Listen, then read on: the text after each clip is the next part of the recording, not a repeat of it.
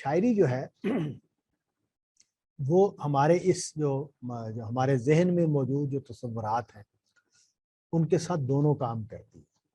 एक ये काम भी करती है कि वो हमारे उन तसव्वुरात को उजागर करे, उनको बेदार करे, और दूसरा काम भी करती है कि उनको रिच भी करे, यानी उनके में इजाफा भी करे, उनमें बढ़ोतरी भी करे।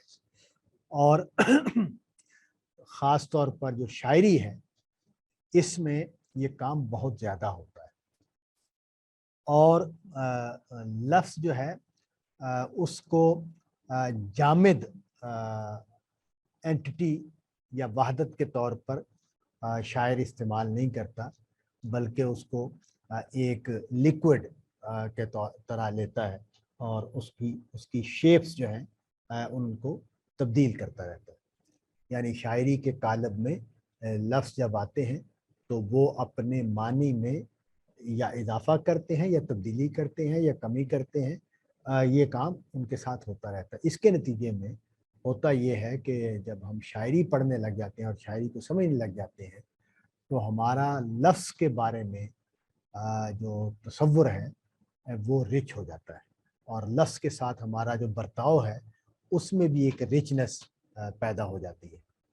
और इस तरह हम उसको शायरी की वजह से जो लफ्ज़ के साथ हमारा रिलेशनशिप है उसमें एक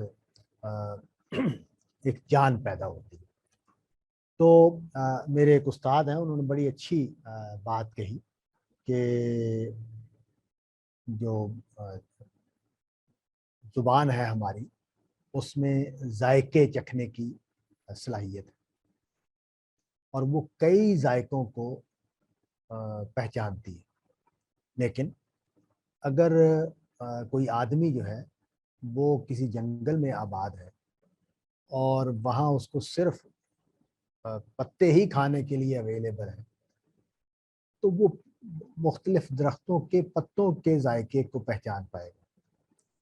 वो बुना हुआ सालन और मसाले और इनसे वाकिफ़ नहीं होगा। तो इसका मतलब ये है कि सलाहियत तो मौजूद है इस इंसान के अंदर, इसकी ज़ुबान में मुख्तलिफ जायकों को चखने की, लेकिन वो कारआमद नहीं बन सकी अपने हालात की वजह से।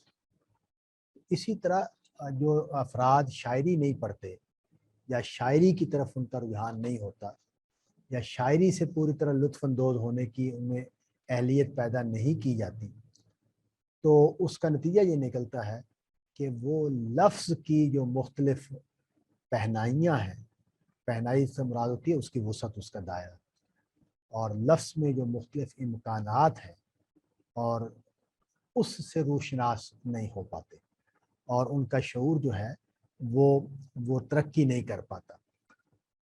इंसान के अंदर एक थ्योरी है माहिरीन तालीम की कि हर इंसान के अंदर सारी सलाहियतें होती हैं।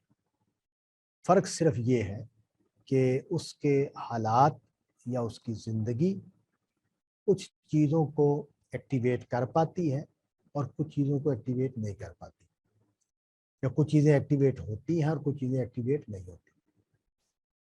तो मिसाल के तौर पर यतीम बच्चा जो है जब वो पलता है किसी यतीम खाने में, तो वो बाज़ चीज़ों से आगाह नहीं हो पाता उस बच्चे के मुकाबले में जो जिसको वालिदैन ने पाला। क्योंकि वालिदैन जिस तरह मोहब्बत करते हैं, जिस तरह प्यार करते हैं, जिस तरह जान निछावर करते हैं, तो वो कुछ चीज़ों से बच्चे को आगाह करती है वो चीज़।